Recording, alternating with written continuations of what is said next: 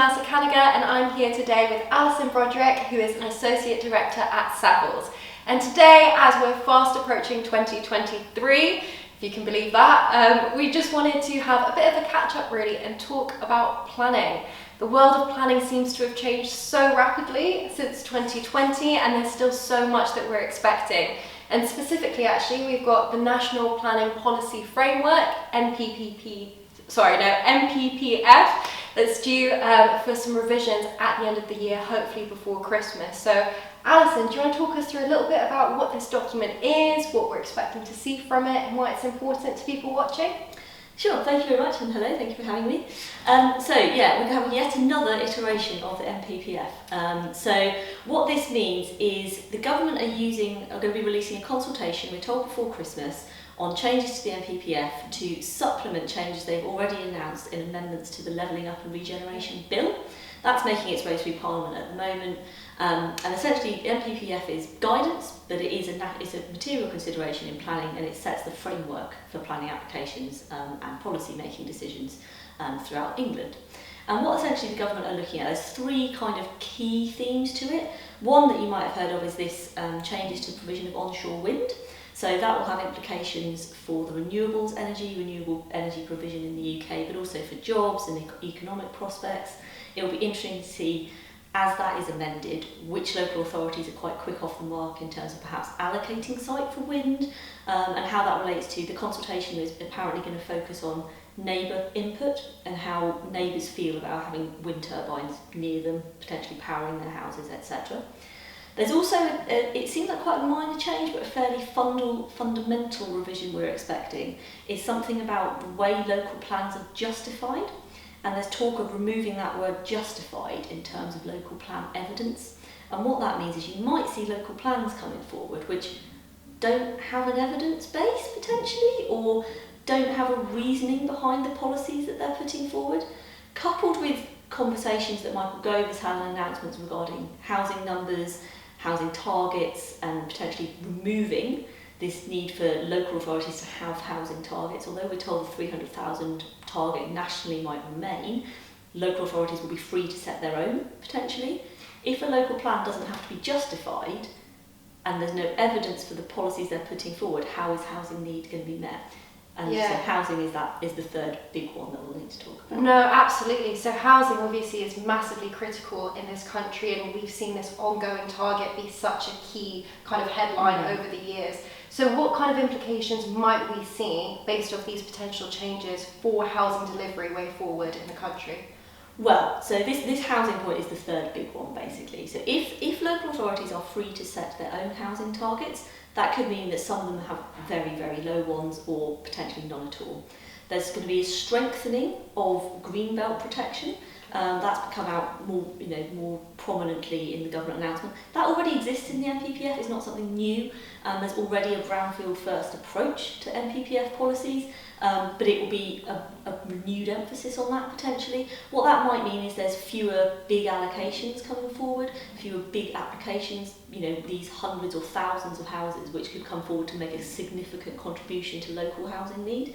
If there's a focus on town centres and on brownfield, which is sustainable locations for development and the right places to develop, but they're often tricky sites, they're complicated, they can be difficult, they can be expensive and potentially unviable. How they come forward and meet housing need in the same way hasn't quite been perhaps thought through or talked through in an open way. So what that might mean is we have just fewer housing. The housing crisis might get worse, there's less choice.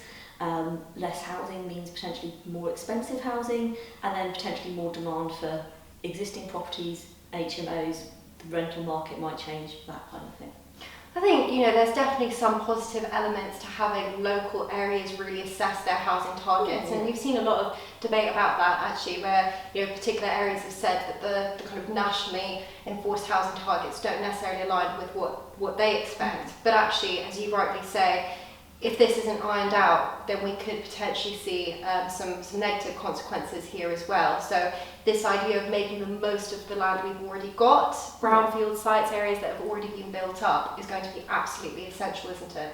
Yeah, absolutely. But I think there's this common misconception of the way land is used in the UK. Something like 93% of England isn't built on. Yeah. And so there is a lot of space. But development has to be in the right place. It has to be sustainable. And sometimes you might have, for example, a greenfield site but next to a train station that's more sustainable than some potentially other not well connected brownfield sites. So local input is key, and it's really important that local authorities have engage with their populace effectively and throughout the process, not just when it comes to application stage, but while making those plans. And that's why this point about evidence and justification is important, because local authorities need to have that input, and they are in some places best placed to make those decisions, but it has to be done in a robust way. It can't just be at the whims of what one or two people think.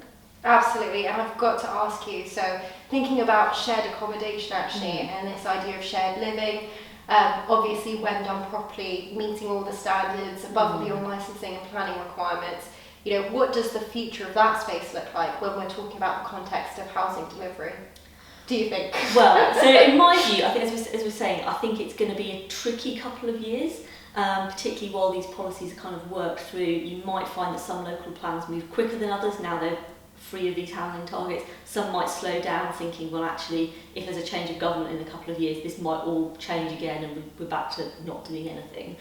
All this confusion and change means slow down, basically. So we're going to have fewer new build houses coming forward. We're already seeing that with the financial climate that we're in.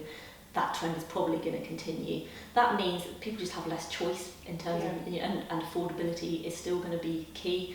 Having high quality, available, sustainable accommodation is going to just become more and more important to offer people a choice, and particularly when they're moving around the country, giving people a way of moving to somewhere new with all bills included, something like that, start somewhere off in the right way.